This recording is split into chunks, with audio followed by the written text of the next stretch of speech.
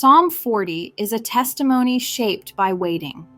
It is not written from the beginning of trouble, nor entirely from the end of it, but from the middle ground where rescue has been experienced, and dependence on God remains daily and ongoing. This psalm speaks to those who have cried out to God and seen His faithfulness, yet still know the fragility of life and the need for continued grace. It is a psalm that remembers deliverance without pretending that struggle has disappeared. The psalm opens with patience that has been tested. I waited patiently for the Lord. He turned to me and heard my cry. Waiting here is not passive. It is persistent, hopeful, and costly. The psalmist waited long enough to know desperation, yet trusted long enough to see God respond. God's turning toward him is personal. He does not merely act from a distance. He hears the cry. This opening establishes a relationship built on trust forged through endurance. The deliverance that follows is vivid and unmistakable. He lifted me out of the slimy pit, out of the mud and mire. He set my feet on a rock and gave me a firm place to stand. The pit is not theoretical. It is unstable, suffocating, and dangerous. The psalmist was stuck, unable to rescue himself. God's action is decisive and complete. He does not merely improve the situation.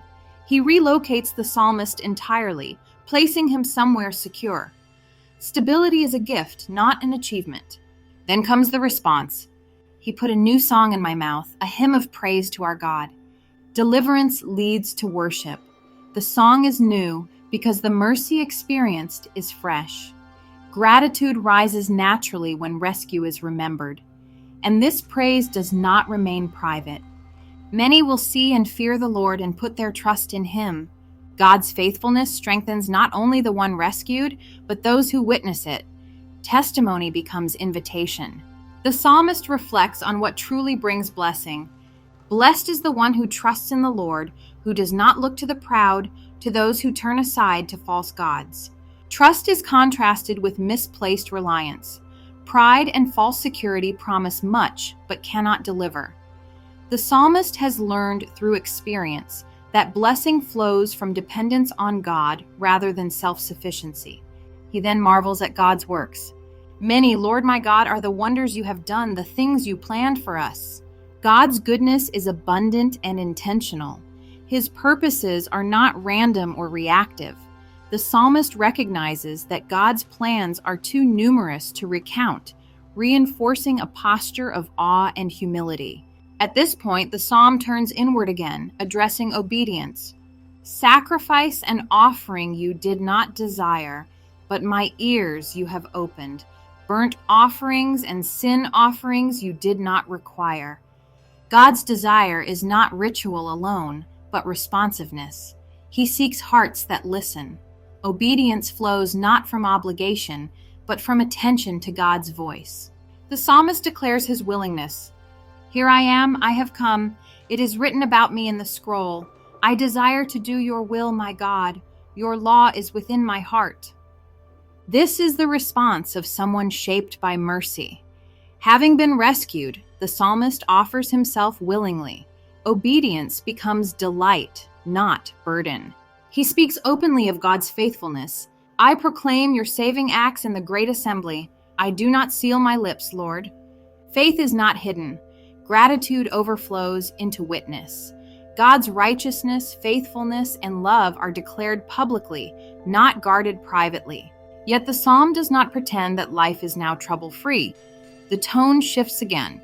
For troubles without number surround me. My sins have overtaken me, and I cannot see. Even after deliverance, vulnerability remains. The psalmist is honest about ongoing struggle, external trouble, and internal failure. Faith does not erase weakness, it names it. Once more he turns to God. Be pleased to save me, Lord. Come quickly, Lord, to help me. The prayer is brief, urgent, and sincere.